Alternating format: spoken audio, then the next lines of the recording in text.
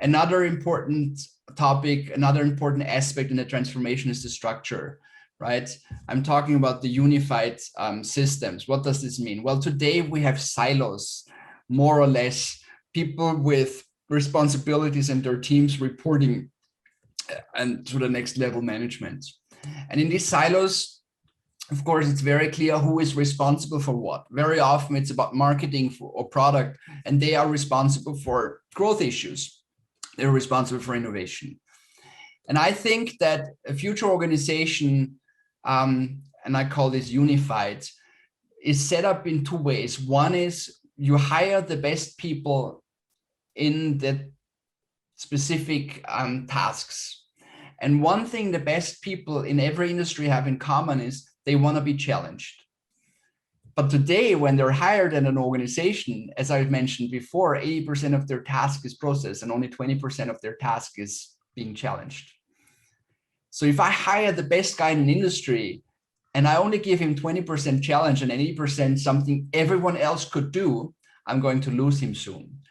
And that's the reason, this slide is the reason why so many people, for example, want to work at Red Bull, but don't want to stay at Red Bull, right?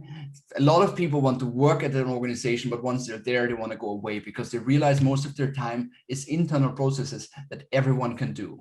So what if an organizational structure would be set up like this, where I have the best in whatever, and then a team who's educated on everything everyone could do, and they rotate workload.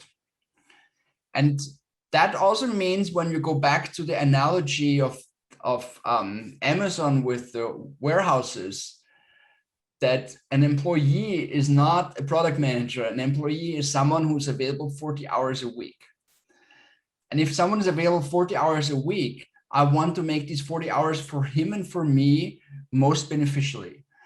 Right? I want to take maximum benefit of these 40 hours for both of us. I want to give him stuff he enjoys doing, and I want not to pay him for not doing anything. And I also don't want to send him to burnout because while his neighbor is not doing anything, he's working 80 hours every week.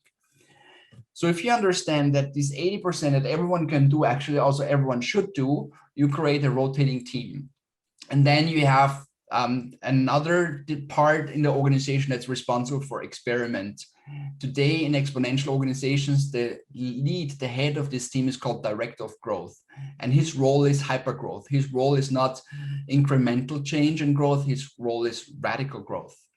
And that works only if everyone in the organization is part of his team. And that's why he's also working with this fluctuating team where everyone knows about everything in the organization. I know this sounds very disruptive, sounds crazy to implement, and sounds very hard to transform from a siloed organization to an organization like this. But the director of growth as it is today is a very good transition, because when you look into this structure, you just take one, replace people with director of growth, and his team is recruited from all of the others. So that's maybe a good way to transit from the siloed organization to the unified organization. And the third one is platforms, and there are different archetypes of platforms. I know that it's very dense and a lot of information. I hope it's still not too much for you and you can still follow, and what I'm saying makes sense for you. Thinking in platform is a crucial element of an exponential organization. There are transactional platforms, there are digital matchmakers, which is various forms of online buying and selling. We know all the Amazons, the Airbnbs, and the Ubers. There are innovation platforms like Microsoft, Intel, or Wix, where a technological foundation is provided, and that's a standard so everyone can work with it.